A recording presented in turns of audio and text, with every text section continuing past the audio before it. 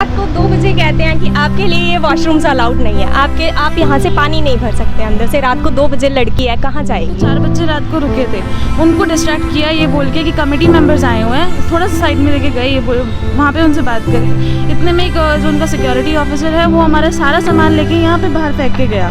ये भी नहीं कि हमें देख दिया या हमें कुछ भी बोला, उन्होंने सिर्फ उठा के उसको गार्डन में फेंक दिया।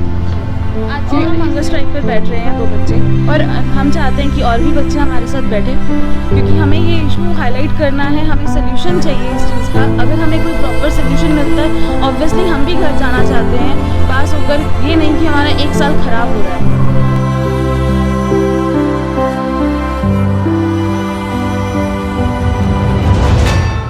Our justice totally depends upon our vote. No vote, no support. So today this is Anubhuti Jain from PU Pulse to highlight one such issue, where in 2021-22 examination of BA BSc Mathematics, over 800 students failed. And according to students, 3 questions were out of syllabus, and also no grace marking and step marking was considered. So come on, let's have a talk with these students who are sitting outside admin block from last 1 month. Hello guys, so आपका नाम? अंजलि। आप कौन से college से हैं? मैं GCG 42 से हूँ। आप सब उसी कॉलेज से हैं? नहीं मैम। सो आप लोग क्या इशू हाईलाइट करना चाहते हैं यहाँ पे? मैम हमारा इशू है, हम BA BSc math student final year के स्टूडेंट्स हैं, और हमारी मास रीअपेयर है। 800 प्लस स्टूडेंट्स हैं जिनकी मास रीअपेयर है, और हमारे 2 क्वेश्चन आउट ऑफ सिलेबस हैं और 1 क्वेश्चन मिसप्रिंट एरर है। हमने इनको प्रूफ्स भी दिया, हमने बहुत टाइम मतलब एप्लीकेशंस दी हैं, हमने बहुत टाइम मतलब इन्होंने पहले तो हमें स्टार्टिंग में प्रोसीजर ही नहीं बताया, बिकॉज़ हम तो कॉलेजेस के हैं, हमें नहीं पता यूनिवर्सिटी में कैसे काम होता है। हम जब स्टार्टिंग में आए इन्होंने हमारी एप्लीकेशंस ले ली, और हमें नहीं बताया गया कि आपके कॉलेजेस और HODs की साइन चाहिए। 15 दिन बाद इन्होंने हमें ये बोला है कि आप पहले जाओ और HODs और कॉलेजेस प्रिंसिपल के साइन लेके आओ। वहाँ पे हम जाते हैं तो वहाँ पे हमारे टीचर्स हमें ये कह रहे हैं कि हमें PU से प्रेशर है कि हम साइन नहीं कर सकते।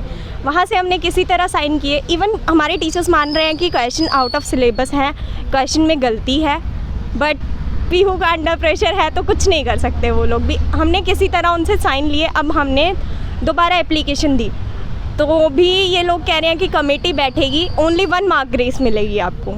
9 मार्क्स के हमारे क्वेश्चन गलत हैं, आउट ऑफ सिलेबस है, एरर है। मैम उसमें तो हमारी गलती नहीं है। बहुत सारे स्टूडेंट्स हैं जिनको सिर्फ 9 to 10 मार्क्स चाहिए पास होने के लिए। तो आपने अभी तक ऐसा क्या स्टेप्स लिए हैं इसके अगेंस्ट, और क्या किया आपने ऐसा?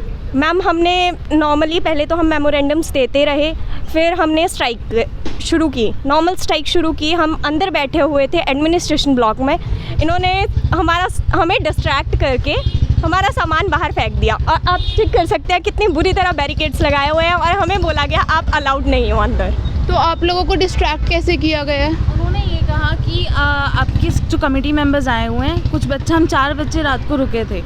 बच्चे काफ़ी दिन में भी आते हैं, बट हमने ड्यूटीज़ डिवाइड की हुई थी, तो 4 बच्चे रात को रुके थे। उनको डिस्ट्रैक्ट किया ये बोल के कि कमेटी मेंबर्स आए हुए हैं, थोड़ा सा साइड में लेके गए, ये वहाँ पे उनसे बात करी। इतने में एक जो उनका सिक्योरिटी ऑफिसर है वो हमारा सारा सामान लेके यहाँ पे बाहर फेंक के गया। ये भी नहीं कि हमें देख दिया या हमें कुछ भी बोला, उन्होंने सिर्फ उठा के उसको गार्डन में फेंक दिया। को रुकी थी उससे 1 नाइट पहले, एंड हम रात को सो गए थे क्योंकि 3-4 दिन हमें जागते हो गए थे, तो काफ़ी टायर्ड होने की वजह से हमें नींद आ गई। मेरा ये और एक और फ्रेंड है जो रुके हुए थे रात को, उन दोनों को उठा के रात को वीडियो रिकॉर्डिंग हो रही है, इंक्वायरी हो रही है कि आप यहाँ क्यों बैठे हो। वही क्वेश्चंस रात को 2-2 बजे तक चलते हैं कि हम यहाँ क्यों बैठे हैं, और सबको पता है कि ये इशू हाईलाइटेड है क्योंकि हम यहीं आ रहे हैं स्टार्टिंग से। तो अकॉर्डिंग टू आप लोग कि 800 प्लस स्टूडेंट्स की रीअपियर है, तो इसमें अथॉरिटीज़ क्या कर रहे हैं? मतलब कुछ तो स्टेप लिया होगा उन्होंने। क्या अथॉरिटीज़ ये कह रहे हैं कि आपकी कमेटी बैठेगी, हालांकि वो हमें स्टार्टिंग से यही कह रहे हैं कि हम आपकी एप्लीकेशन कंसिडर कर रहे हैं, बट उन्होंने हमें 14th को ये बात बताई कि वो एप्लीकेशन कंसिडर ही नहीं हो सकती क्योंकि वो प्रॉपर चैनल के थ्रू नहीं है। तो अब आप लोग क्या सोच रहे हैं, फ्यूचर स्टेप्स क्या लोगे, इसके अगेंस्ट क्या करोगे? आज हम हंगर स्ट्राइक पर बैठ रहे हैं बिकॉज जब हम वहाँ पर नॉर्मल स्ट्राइक कर रहे थे, no violence nothing, peaceful protest था वो, उस दिन हमें ये भी बोला गया कि आप वॉशरूम्स और वाटर के जैसी बेसिक नेसेसिटीज़ के लिए भी एडमिन ब्लॉक नहीं जा सकते। तो जैसे कि गाइस हम अब रात को 2 बजे कहते हैं कि आपके लिए ये वॉशरूम्स अलाउड नहीं है, आप यहाँ से पानी नहीं भर सकते अंदर से। रात को 2 बजे लड़की है, कहाँ जाएगी?